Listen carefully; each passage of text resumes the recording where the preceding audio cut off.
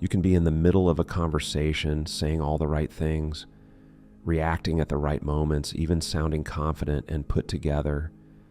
And yet there's a quiet voice in the background telling you that none of it feels real. It feels like you're performing a version of yourself rather than being yourself. And the strangest part is that other people seem to accept this version just fine. They laugh, they respond, they engage, which only makes the feeling worse. Because if everyone else thinks you're being genuine, then why do you feel like a fraud inside your own skin? This feeling isn't rare, and it isn't a sign that you're manipulative or dishonest. It's a psychological response to living in constant social adaptation. Most people assume feeling fake means you're pretending to be someone you're not. In reality, it's usually the opposite. It happens when you've adapted so well to other people's expectations that your internal reference point gets quieter over time. From an early age, we learn which parts of us are welcomed and which ones are ignored, corrected, or subtly discouraged. You learn when to be serious, when to be funny, when to stay quiet, when to agree, when to soften your opinions. None of this is malicious. It's how social belonging works. But when this adjustment becomes automatic, you stop checking in with what you actually feel before responding. You don't ask, is this true for me? You ask, what fits here? And slowly, authenticity gets replaced by fluency. Psychologically, this is tied to something called self-monitoring.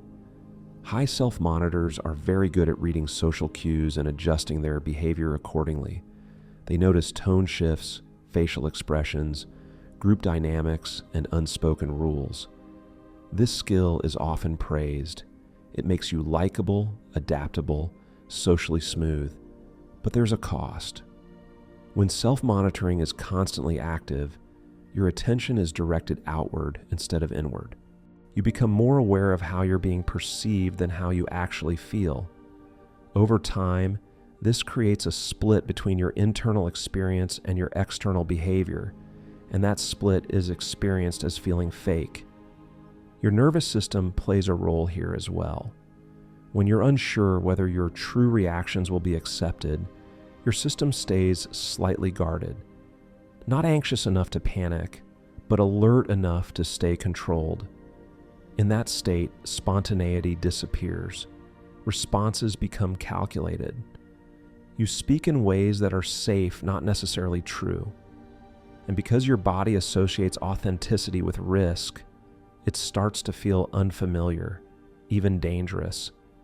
So when you finally slow down and notice yourself acting rather than being, it can feel like you don't know who the real version of you is anymore. Modern social environments intensify this pattern. We live in a culture that constantly rewards presentation, profiles, images, opinions, personal brands. Even offline, many interactions feel like they're happening on a stage. There's an unspoken pressure to be interesting but not too intense, confident but not arrogant, vulnerable but not inconvenient.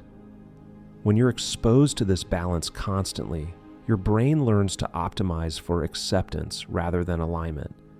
You don't lie, you just filter. And filtering, when done all the time, slowly erodes the sense of being real. Another layer to this is emotional pacing. Your internal world might move slower or deeper than the environments you're in. You may need time to process feelings, form opinions, or understand what you actually think, but conversations don't always allow for that space. So you respond with something ready-made, something that works, something that keeps the interaction moving. Later, when you replay the moment, it feels hollow, like you weren't actually there. Not because you were fake, but because the environment didn't allow you to be fully present as yourself. There's also a subtle identity confusion that can develop when you've spent years being different versions of yourself in different contexts. One version at work, another with friends, another with family. None of these versions are lies, but none of them feel complete either. Over time, you stop feeling like a single coherent person and start feeling like a collection of adaptations.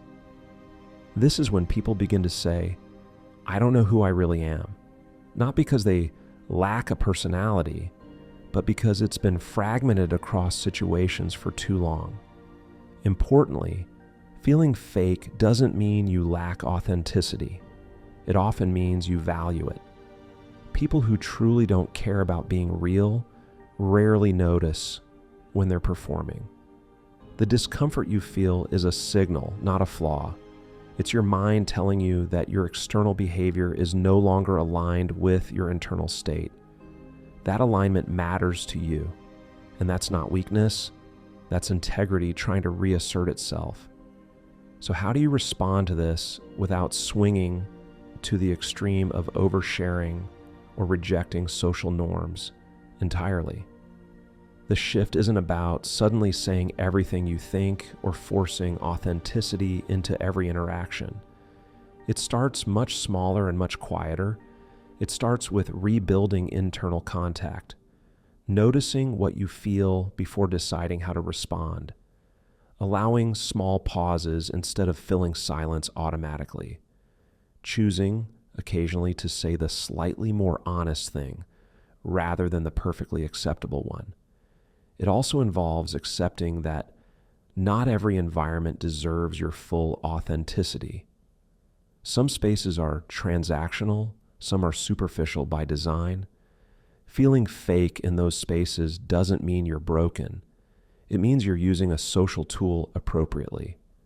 The problem only arises when there are no spaces left where you can drop the tool. Everyone needs at least a few relationships or moments where they don't have to manage themselves, where presence matters more than performance. As you start to notice this, something changes. You begin to recognize that the feeling of being fake wasn't about deception. It was about distance. Distance from your own reactions. Distance from your own preferences. Distance from your own pace. And as that distance closes, even slightly, interactions start to feel less exhausting. You don't become louder or more extreme. You become more grounded. One day you'll leave a conversation and realize you don't feel that familiar emptiness, not because you said something impressive, but because you didn't betray yourself in small ways to keep things smooth. You were present, you were aligned, and in that moment you'll understand something important. Feeling fake was never about not being real. It was about not being allowed